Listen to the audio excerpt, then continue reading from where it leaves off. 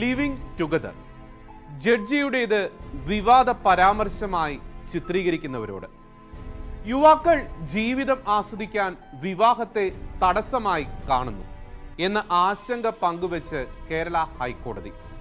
അതിന്റെ ഭാഗമായി എപ്പോൾ വേണമെങ്കിലും ഗുഡ് ബൈ പറയുന്ന ലിവിംഗ് ടുഗദർ സംസ്കാരം കേരളത്തിലും കൂടുന്നതായി കോടതി നിരീക്ഷിച്ചു.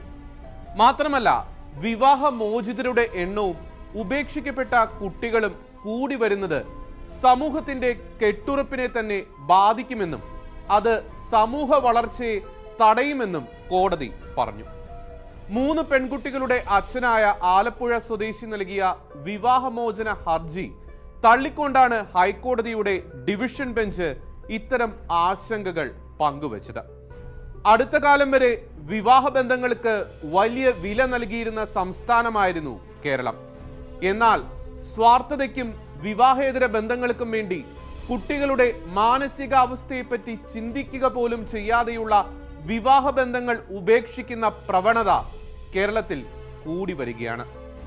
ജീവിതം ആസ്വദിക്കുന്നതിന് വിവാഹം തടസ്സമാണ് എന്ന തെറ്റായ ചിന്ത പുതുതലമുറയിൽ കൂടി വരുന്നു. ഭാര്യ എന്നത് അനാവശ്യമാണെന്ന ചിന്തയും യുവാക്കൾക്കിടയിൽ വർദ്ധിക്കുകയാണ്. ഉപയോഗിക്കുക, വലിച്ചെറിയുക എന്ന ഉപഭോക്തൃ സംസ്കാരം വിവാഹ ബന്ധങ്ങളെ പോലും ബാധിച്ചെന്നും ഹൈക്കോടതി ഡിവിഷൻ ബെഞ്ച് നിരീക്ഷിച്ചു.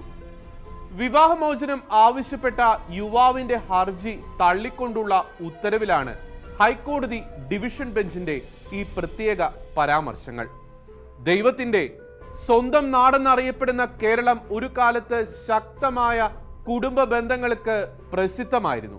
ആ കേരളത്തിന്റെ ഇപ്പോഴത്തെ അവസ്ഥയെക്കുറിച്ച് ഹൈക്കോടതി നടത്തിയ നിരീക്ഷണങ്ങൾ നമ്മുടെ കണ്ണു തുറപ്പിക്കണം. ഒരു ഭാഗത്ത് മയക്കുമരുന്നിന്റെ കടുത്ത വ്യാപനവും മദ്യ ഉപയോഗത്തിലുള്ള വളർച്ചയും, മറുഭാഗത്ത് തകർച്ചയിലേക്ക് പോകുന്ന വിവാഹ ബന്ധങ്ങൾ. അതിനു പുറമെയാണ് യുവതിയുവാക്കളിൽ പടർന്നു പിടിക്കുന്ന നിരീശ്വര ചിന്തകൾ. ഇവ മൂന്നും പരസ്പരം ബന്ധപ്പെട്ടാണ് കിടക്കുന്നത് എന്ന യാഥാർത്ഥ്യവും തിരിച്ചറിഞ്ഞ് പ്രവർത്തിക്കാൻ നമുക്ക് കഴിയട്ടെ.